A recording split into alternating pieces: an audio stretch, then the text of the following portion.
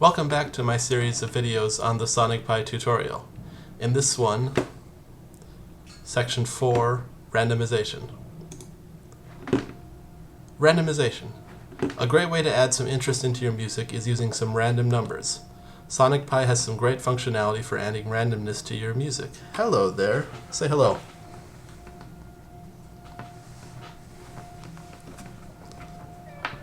Meow, I know. Go on. But before we start, we need to learn a shocking truth. Sorry, did I skip a sentence? A great way to add some interest into your music is using some random numbers. Sonic Pi has some great functionality for adding randomness to your music, but before we start, we need to learn a shocking truth. In Sonic Pi, random is not truly random. What on earth does this mean? Well, let's see. Repeatability.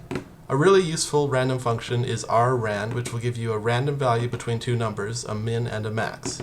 Rrand is short for ranged random. Let's try playing a random note. Play Rrand 5095.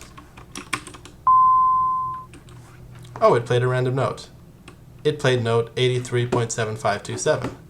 If we look over here, get that where I want it, we will see that it did in fact play 83.7527. How did they know? A nice random note between 50 and 95. Whoa, wait, did I just predict the exact random note you got too? Something fishy is going on here. Try running the code again.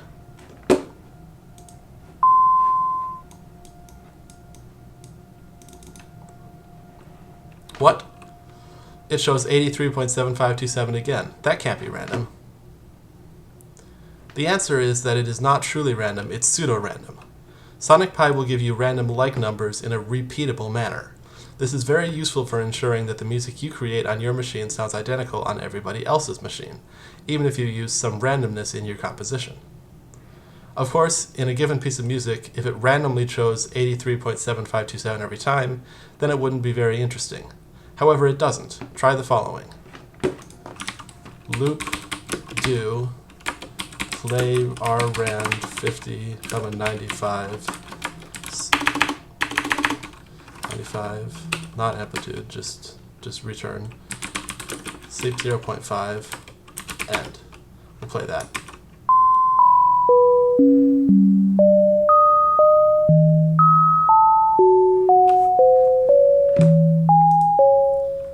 I have to say I don't love how that sounds, but it demonstrates the point.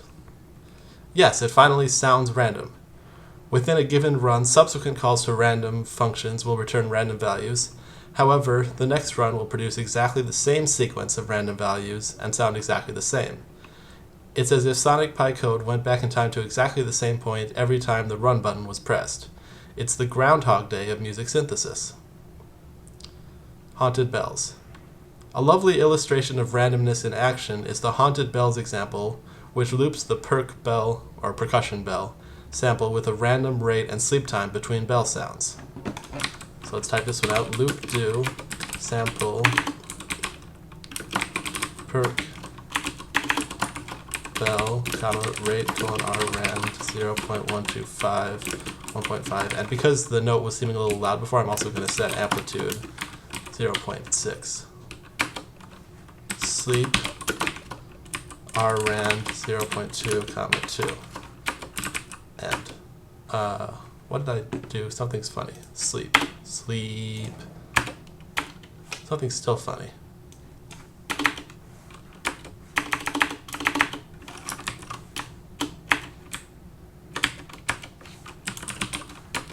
I know that when the syntax is funky like that, it means that something is wrong. I mean, when it doesn't autocomplete. I'll just copy paste this rather than figure out what I typed wrong. Oh, that's the parenthesis that was wrong. Sorry that took so long. Okay, let's listen to this.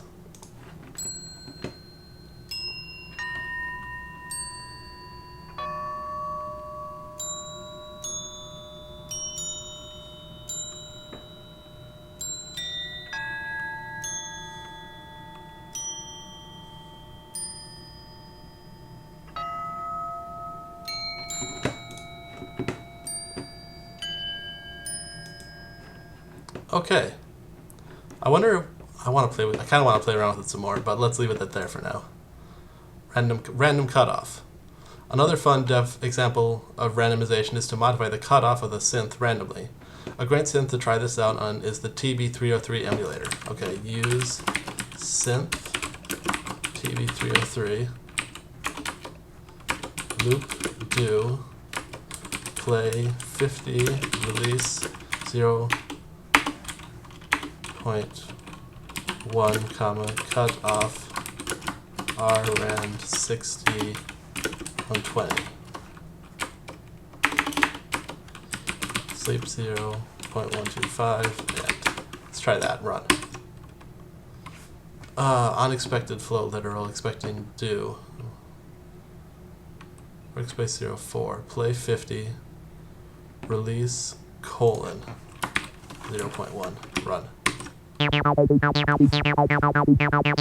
Well, that's fun. I like that. Random seeds. So what if you don't like this particular random sequence?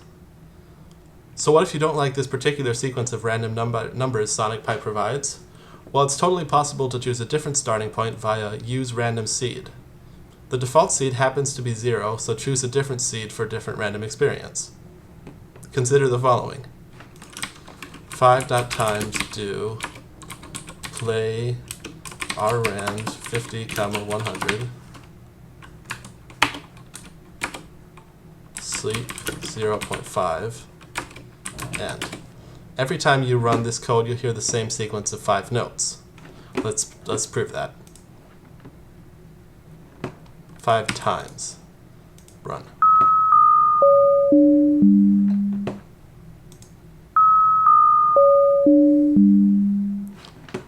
That sounded the same. Also notice that the last note was 55.4108. Let's do it one more time.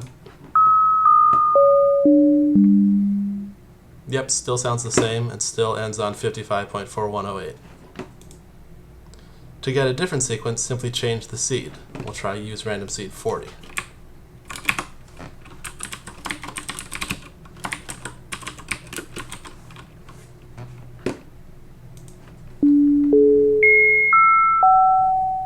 Okay. This will produce a different sequence of 5 notes. By changing the seed and listening to the results, you can find something that you like, and when you share it with others, they will hear exactly what you heard too. Let's have a look at some other useful random functions. Choose. A very common thing to do is choose an item randomly from a list of known items. For example, I may want to play one note from the following, 60, 65, or 72. I can achieve this with choose, which lets me choose an item from a list. First, I need to put my numbers in a list, which is done by wrapping them in square brackets and separating them with commas. 60, 65, 72. Next, I just need to pass them to choose. Oops. So we've got, I'll type it this way, we've got the list 60, 65, 72 brackets, and we want to choose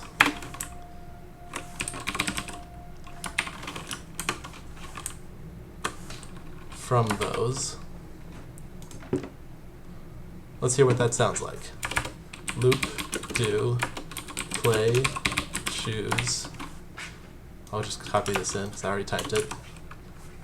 Choose. I choose you. Sleep 1, end. And comment on this line. Run.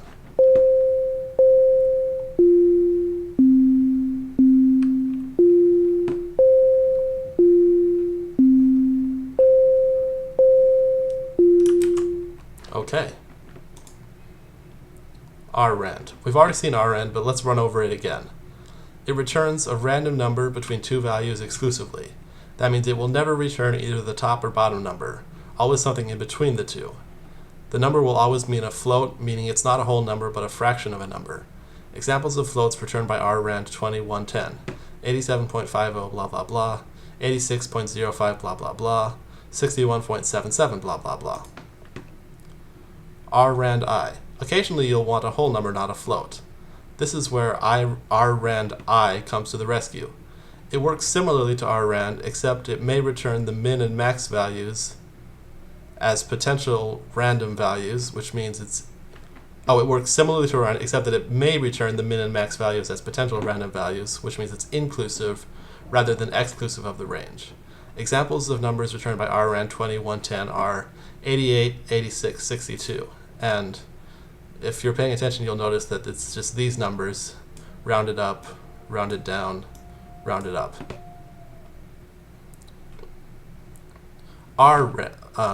Just Rrand. This will return a random float between 0, inclusive, and the max value you specify, exclusive.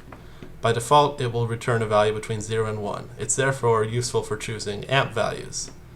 Okay, that's nice.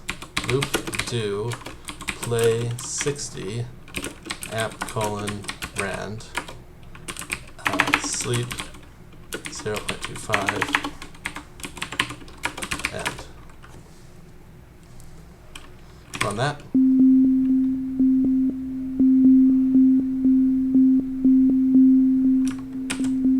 And stop that. Okay, that's kind of neat. Rrand I. Similar to the relationship between Rrand I and Rrand, Rrand I will return a random whole number between 0 and the max value you specify. Fair enough. Dice. Sometimes you want to emulate a dice throw. This is a special case of Rrand I where the lower value is always 1. A call to dice requires you to specify the number of sides on the dice. A standard dice, I'm going to say it, a standard die has 6 sides, so dice 6 will act very similarly, returning values of either 1, 2, 3, 4, 5, or 6. However, just like fantasy role-playing games, you might find value in a 4-sided die, or a 12-sided die, or a 20-sided die, perhaps even a 120-sided die. Well, that's getting a little crazy. 1 in. Finally, you may wish to emulate throwing the top score of a die, such as a 6, in a standard die. 1 in therefore returns a probability of 1 in a number of sides on the die. Therefore, 1 in 6 will return true with a probability of 1 in 6 or false otherwise. True and false values are very useful for if statements, which we will cover in a subsequent section of this tutorial. Now go and jumble up your code with some randomness. Let's see, what am I gonna play with? I feel like that was a lot of information. I might just stop the video here. Yeah, I'm gonna do that.